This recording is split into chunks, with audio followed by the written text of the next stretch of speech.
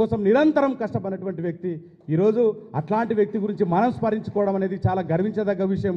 ఖచ్చితంగా కూడా ఈ జాగృతి ఆధ్వర్యంలో రాబోయే రోజుల్లో ఇట్లాంటి మహనీయుల యొక్క ఆశయాలను ముందుకు తీసుకెళ్లాలని ఈ సందర్భంగా కోరుకుంటూ ఈ అవకాశం ఇచ్చి మీ అందరికీ పేరు పేరున ధన్యవాదాలు తెలియజేసుకుంటూ ఇప్పుడు ఆయన గురించి మాట్లాడవలసిందిగా తెలంగాణ జాగృతి రాష్ట్ర అధ్యక్షురాలైనటువంటి శ్రీమతి కల్వకుంట్ల కవితక్క గారిని మాట్లాడవలసిందిగా కోరుతా ఉన్నాను. Thank you.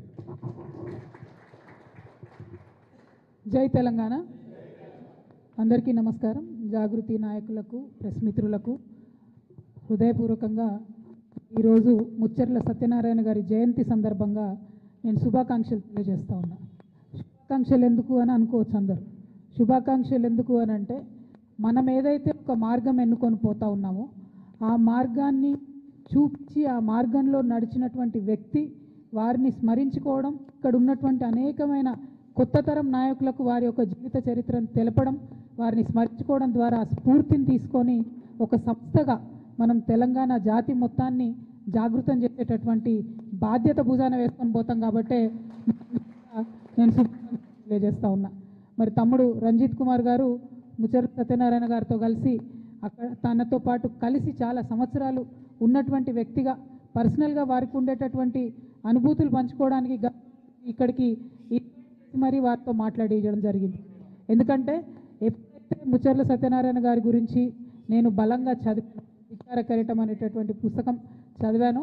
సంవత్సరం నేను బీఆర్ఎస్ పార్టీలో ఉన్నప్పటికీ కూడా నేను సంవత్సరం జయంతికి కూడా వారి యొక్క అంశాలన్నింటినీ కూడా గుర్తు చేసుకుంటూ మరి సామాజిక మాధ్యమాల్లో పంచుకోవడం జరిగింది. ఒక్కొక్క వ్యక్తి గురించి ఇప్పుడు వారి జీవితం నుండి మనకు స్ఫూర్తి వచ్చినప్పుడు ఖచ్చితంగా వారిని స్మరించుకోవడంతో మనం స్మరించుకోవాల్సినటువంటి అవసరం ఉన్నది. ఎందుకంటే ఎవరు ఏ పార్టీ అన్నది కాదు, తెలంగాణ ఫస్ట్ అనే పాలసీ జాగృతి తీసుకొని వెళ్తుంది. తెలంగాణ ప్రాధాన్యతల కోసం, తెలంగాణ మంచి కోసం పనిచేసేవారు ఎవరైనా ఎక్కడున్నా ఏ పార్టీలో ఉన్నా వారి గొప్పతనం ఉంటే, వారి మంచి ఉంటే ఖచ్చితంగా వారి గురించి మనం మాట్లాడుకుంటాం. అందులో ఎటువంటి అనుమానం లేదు. ఇవాళ ముచ్చర్ల సత్యనారాయణ గారు లాంటి ఉద్యమకారులు అనేక మంది తెలంగాణ రాష్ట్రం వచ్చిన తర్వాత కూడా 10 సంవత్సరాలుగా విస్మరణకు గురైనటువంటి మాట వాస్తవం, అత్యంత బాధాకరం. చాలా సందర్భాల్లో రవీంద్ర భారతిలో దగ్గరుండి ఆనాటి కల్చర్ డిపార్ట్మెంట్తోని దేశపతి శ్రీనివాస్ గారు నేను కలిసి అనేక మంది తెలంగాణ తేజోమూర్తుల చిత్రపటాలను కూడా పెట్టించడం జరిగింది. చాలా మందివి అఫీషియల్గా జయంతులు, వర్ధంతులు నిర్వహించేటటువంటి ఒక సాంప్రదాయానికి తొవ్వలు వేయడం జరిగింది. కానీ ఇప్పటికి కూడా ఒక ఆడబిడ్డగా, ఒక ఉద్యమకారుడిగా నాకుండేటటువంటి బాధ ఏంటంటే ఇంకా కూడా ట్యాంక్ బండ్లో మన తెలంగాణ వాళ్ళ విగ్రహాలు లేవు. ఆంధ్ర వాళ్ళ విగ్రహాలు తీసేయమని నేను అంటలేను, అవసరం సమయం సందర్భం వచ్చినప్పుడు ఆ పని కూడా చేయొచ్చు.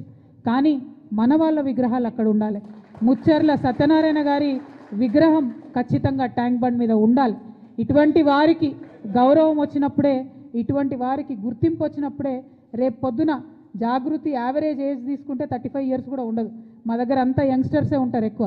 మరి వీరు ఇంకొక 60 ఏళ్ళు తెలంగాణ కోసం పనిచేసేటటువంటి వాళ్ళు. కాబట్టి మా సంస్థకు ఇటువంటి యువతకు మరి స్ఫూర్తి రావాలంటే ఖచ్చితంగా ట్యాంక్ బండ్ మీద మన తెలంగాణ ఉద్యమకారుల విగ్రహాలు ఉండాలి. ముచ్చర్ల సత్యనారాయణ గారి విగ్రహం పెట్టాలని చెప్పి నేను ప్రభుత్వాన్ని డిమాండ్ చేస్తూ ఉన్నాను. అట్లానే అమరజ్యోతి ఉంది. ఇవాళ అమరజ్యోతి మొత్తం పడవబడేబడ్డది. ఆనాడు బీఆర్ఎస్ హయాంలో అమరజ్యోతిలో అవినీతి మరకలు అంటితే ఆ అవినీతి గురించి చెప్తూ అధికారంలోకి వచ్చినటువంటి కాంగ్రెస్ పార్టీ ఇంతవరకు మరి అమరజ్యోతి దగ్గరికి వెళ్ళి నివాళులు అర్పించడం కానీ, అమరజ్యోతిని గౌరవించడం కానీ చేస్తలేరు. రేపు పొద్దున ఖచ్చితంగా జాగృతికి సమయం వస్తుంది, జాగృతికి అధికారం వస్తుంది. ఆ సందర్భంలో అఫీషియల్గా తెలంగాణ తొలి అమరుడు శ్రీకాంతాచారి యొక్క వర్ధంతిని, జయంతిని అమరజ్యోతిలో జరుపుతాం.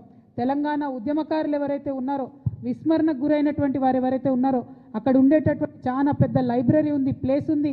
ఆ కేంద్రాన్నంతా కూడా తెలంగాణ వాదాన్ని